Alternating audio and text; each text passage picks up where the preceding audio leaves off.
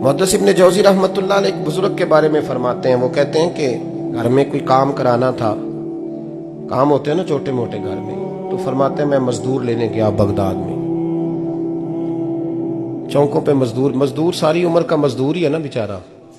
अमीर तो अमीरतर होता जा रहा है और गरीब गरीबतर हो रहा है। हमारे तो पीर भी लोगों को कह रहे हैं फकीर हो जाओ, खुद अमीर होते जाते हैं, खुद रोज बरोज अमीर हो रहे हैं। दुनिया को कह रहे हैं फकीर हो जाओ। तुम भी तो थोड़ा फकर इख्तियार करो ना भाई, जो दर्स दे रहे हो। इल्ला माशाअल्लाह, सबकी बात नहीं करता। फरमाते हैं कि मैं ना मजदूर लेने गया, बगदाद के चौक में मजदूर बैठे होते थे, तो मेरी उन मजदूरों में से ना एक नौजवान बच्चे पे नजर पड़ी। बड़ा कमजोर सा वजूद था, लेकिन चेहरे पर इबादत का निशान था। माथा बताता था कि नमाज का बड़ा ख्याल रखता है। मैं उसके करीब गया। चेहरे भी बड़ा कुछ बताते हैं ना, चेहरों में भी बड़ी रानाई होती है। फरमाते हैं मैं करीब गया, मैंने उसको कहा बेटे मजदूरी करोगे? तो कहने लगा मजदूरों में बैठा हूं तो जरूर मजदूरी के लिए ही तो बैठा हूं। तो मैंने कहा कि चलो फिर। कहने लगा नहीं, मेरी कुछ शर्तें। मैंने कहा बताओ? कहने लगा पहली शर्त यह है कि लोग 4 दिनार दिहाड़ी लेते हैं, मैं 3 दिनार लूंगा। मैंने कहा यार भाई तो बड़ी बेहतरीन है, बाकी भी इस तरह की रख ले। उसने कहा हुजूर दूसरी शर्त यह है कि मैं आपकी मुकम्मल बात मानूंगा, लेकिन जब अजान हो जाएगी फिर आपकी नहीं सुनूंगा।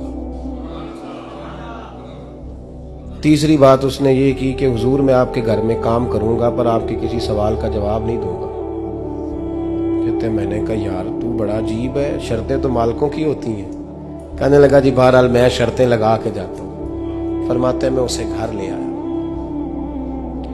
काम मैंने उसको बताया, तो जो काम मजदूर सारे दिन में करता है ना, उसने 2 घंटे में कर दिया। हमारे मजदूर सिगरेट पीने में भी तो आधा घंटा लगाते हैं, वो चाय पीने जाएं तो पौना घंटा। वहां उनको भी तो दयानतदारी करनी चाहिए कि नहीं करनी चाहिए?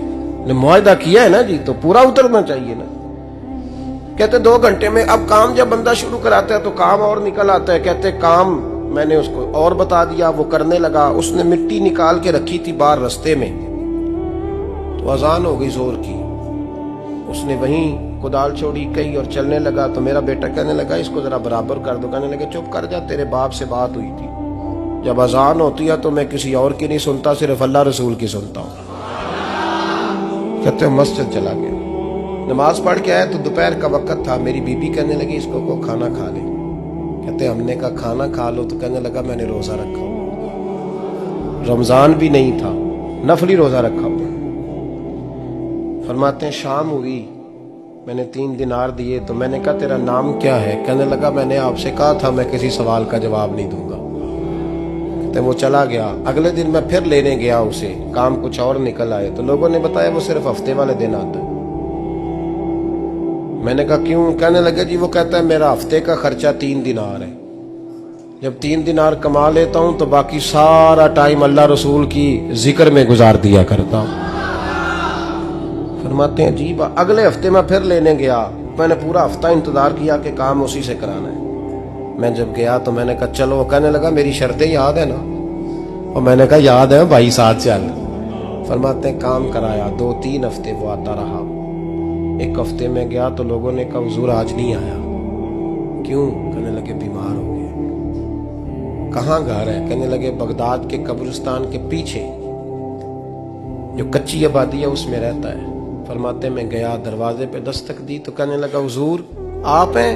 दरवाजा खोला है, आ जाइए। फरमाते मैं अंदर गया तो मैंने कहा तुम्हें कैसे पता चला मैं आया हूं? कहने लगा हुजूर अल्लाह वाले हो, आप नहीं आना था, वरना अमीर तो गरीबों का पता लेने कोई नहीं आते। कहते मैं करीब गया तो कहने लगा मैं आपका इंतजार कर रहा था, तेज बुखार है, तप रहा। जेब से कुछ पैसे निकाले, कहने लगा ये पैसे रखने। एक अंगूठी निकाली, कहने लगा हुजूर आज रात को मेरा इंतकाल हो जाएगा, इन पैसों का कफन खरीद के सुबह जनाजा पढ़ के मुझे दफन कर देना, और जब दफन करो तो ये अंगूठी लेके असर के बाद हारून रशीद के पास जाना। आप उसे कहना मैंने मिलना है, पर वो आपको टाइम नहीं देगा। आप उसको आवाज दीजिएगा कि तेरी एक अमानत है मेरे पास, फिर वो आपसे मिलेगा तो अंगूठी दे दे, फिर आप मेरी तरफ से फारिग हैं। हजरत फरमाने लगे तेरा नाम और कहने लगा हुजूर वक्त थोड़ा है, आज रात मैंने जाना है, बड़ी लंबी माफी मांगनी है रब करीम से, अगर मुनासिब समझे तो मुझे अपने रब से तन्हाई कर दे। फरमाते हैं मैं आ गया, पर उसकी बातों ने मुझे सारी रात सोने नहीं दिया। फरमाते सुबह बड़ी मुश्किल से सूरज निकला, मैं गया, दरवाजे पे हाथ रखा तो दरवाजा खुला हुआ था। अंदर दाखिल हुआ तो खुशबुएं मेरा इस्तकबाल कर रही थी। जब चेहरे से कपड़ा हटाया तो उसका तो इंतकाल हो चुका, इंतकाल हो चुका, ऐसे जैसे किसी का दीदार करके सोया। कहते मैं तो 2 आदमी ले गया था जनाजे पे, पर पता नहीं दुनिया किधर किधर से आई, कहां कहां से। अखां जदों मीटियां जमाना मैनू रोवेगा, अपना ते अपना बेगाना मैनू रोवेगा। फरमाते हैं मैं तो 2 बंदे ले गया था, पर पता नहीं मखलूक कहां कहां से आई। जनाजा पड़ा, दफन किया। हारून रशीद के पास में असर के बाद गया, मैंने बुलाना चाहा पर बादशाह था, मेरी तरफ देखा ही नहीं। मैंने उसको कहा तेरी एक अमानत मेरे पास है। फरमाते हैं मुझे कोने पे ले गया, क्या बात है, कमरे में बुलाया, मैंने अंगूठी दी। हारून रशीद तो चीखे मारने लगा, कहने लगा अंगूठी वाला कहाँ है? मैंने कहा वो तो इंतकाल कर गया। कहने लगा मुझे कब्र पे ले चल। कहते मैं कब्र पे लाया तो वो लेट गया, तड़प के रोने लगा। मैंने कहा मेरा कलेजा फट जाएगा, ना उसने कुछ बताया ना तूने बताया, ये कौन था? तो हारून रशीद कहने लगा ये मेरा बेटा था।